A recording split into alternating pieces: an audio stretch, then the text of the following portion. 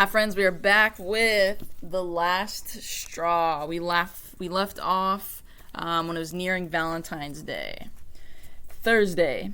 Everybody at school has been talking about the big Valentine's dance that's coming up next week.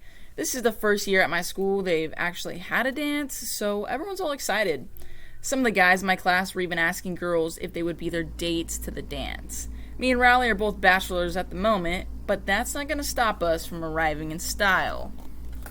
So that's his thoughts.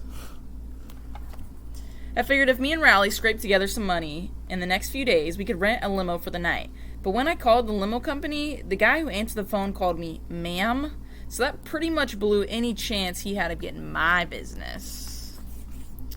Since the dance is next week, I realized I was going to need something to wear. I'm kind of in a pinch because I already worn most of the clothes I got for Christmas, and I'm almost out of clean stuff to wear. I went through my dirty clothes to see if there was anything I could wear second time. You should just wash them. I separated my laundry into two piles, one that I could wear again, and the other one would get me sent to the nurse pal's office for a lecture on hygiene. So that's him sniffing it all. I found a shirt in a pile of number one that wasn't so bad, except it had a jelly stain on the left-hand side, so at the dance I'll just need to remember to keep Holly Hills to the right of me at all times. Valentine's Day. I was up late last night making Valentine's Day cards for everyone in my class. I'm pretty sure my middle school is the only one in the state that still makes all the kids give cards to another. Last year I was actually looking forward to the card swap. The night before Valentine's Day, I spent a lot of time making an awesome card for this girl named Natasha, who I kind of liked. Look at right there. I'm not making it up. Beloved Natasha, for you a fire blazes in my heart, so strong that the embers alone could bring 1,000 hot tubs to a boil. So intense that it causes snowmen everywhere to melt in despair. Let the bonfire of my love wrap you in its warmth. Only your kiss could quench the flames that so consume me. To you I pledge my love, my desire, my life. Greg. That was intense. I showed Mom my card to check for spelling errors, but she said what I wrote wasn't age appropriate. She told me maybe I should just get Natasha a little box of candy or something, but I wasn't about to take romantic advice from my mother. At school, everyone went around the room and put their Valentine's Day cards in one another's boxes, but I delivered my card to Natasha personally. Oh, look at him. I let her read it, and then I waited to see what she made for me.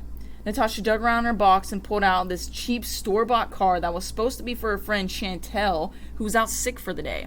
Then Natasha scribbled out her friend's name and put my name on it instead.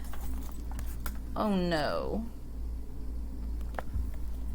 Anyway, you can probably see why I wasn't too enthusiastic about the card change this year.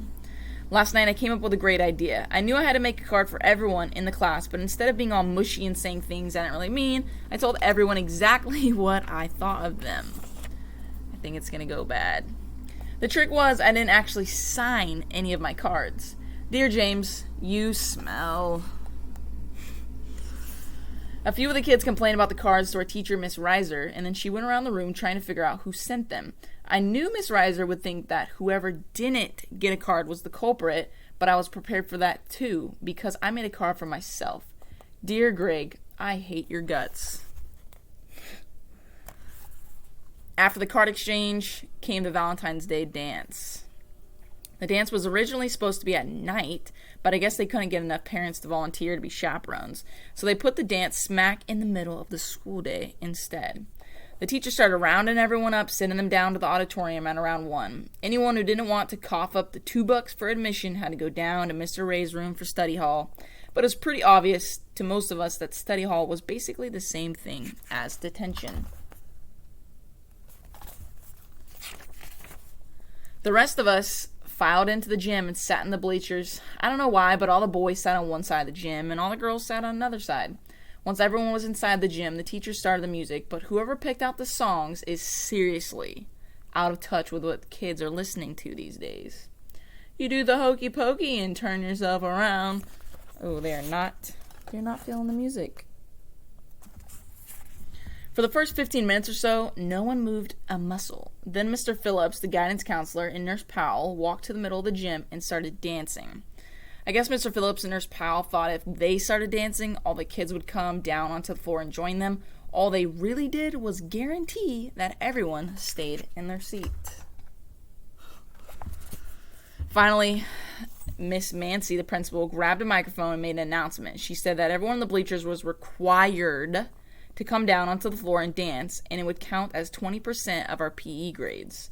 At that point, me and a couple of the other boys tried to sneak out to go down to Mr. Ray's room, but we got caught by some teachers who were blocking the exits.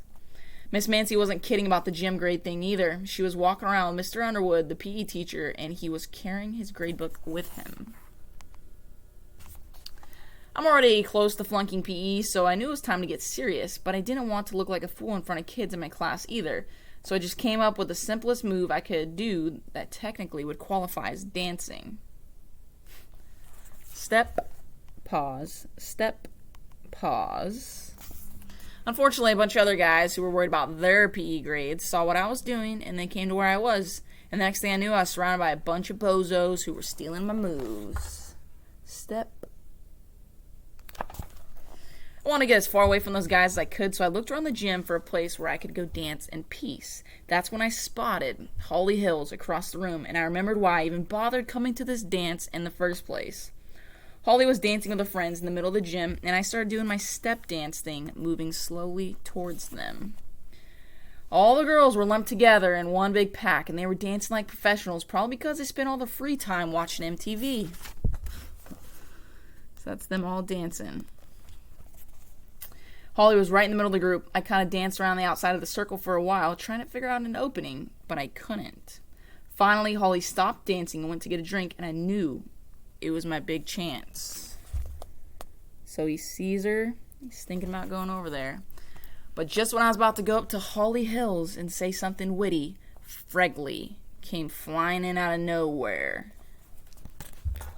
Fregley. Fregley had pink frosting all over his face, so he's probably all hopped up on sugar from the cupcakes they were serving at the refreshments table, and I know for sure that he has totally ruined what should have been a great moment between me and Holly. A few minutes later, the dance was over, and I missed my chance to make a good impression on her.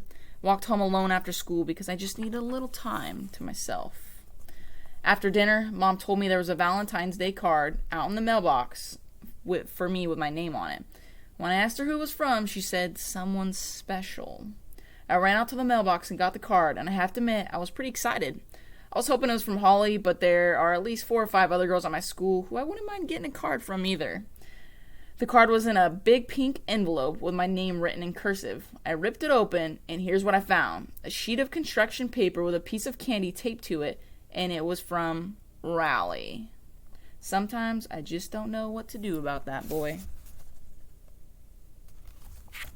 Alright, well, we will find out next time what happens in March. See you guys then.